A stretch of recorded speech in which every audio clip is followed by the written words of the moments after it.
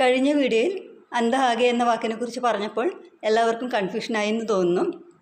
പറഞ്ഞതുപോലെ ഈ വാക്ക് ലിറ്ററൽ മീനിങ്ങിൽ എടുക്കരുത്. ഇപ്പോൾ നമ്മൾ ഇംഗ്ലീഷിൽ it's raining cats and dogs എന്ന് പറഞ്ഞാൽ പട്ടിയും പൂച്ചയും പെയ്യുന്നു എന്നല്ലല്ലോ അർത്ഥം, ഹെവിയായി മഴ പെയ്യുന്നു എന്നല്ല അർത്ഥം. അതുപോലെ ഇവിടെയും ആ വാക്കിൻ്റെ മീനിങ് അതുപോലെ തന്നെ എടുക്കരുത്. ഇതിപ്പോൾ നമ്മൾ എന്തെങ്കിലും കാര്യം പറയുമ്പോൾ ഇടയ്ക്ക് വെച്ച് ടോപ്പിക്ക് മാറ്റുമ്പോൾ നമ്മൾ പറയാറില്ലേ, ആ പറഞ്ഞ പോലെ അതെന്തായി, അപ്പോൾ നമുക്ക് പറയാം അന്തഹാകെ അതെന്നായിത്തോ. അപ്പോൾ ഇങ്ങനെ ഉപയോഗിക്കാവുന്ന ഒരു ഫ്രേസാണ് അന്തഹാകെ.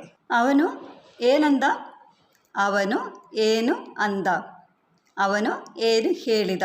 അപ്പോൾ ഇവിടെ പറയുക എന്ന അർത്ഥത്തിലാണ് വന്നിരിക്കുന്നത് അല്ലേ. അവൻ എന്ത് പറഞ്ഞു.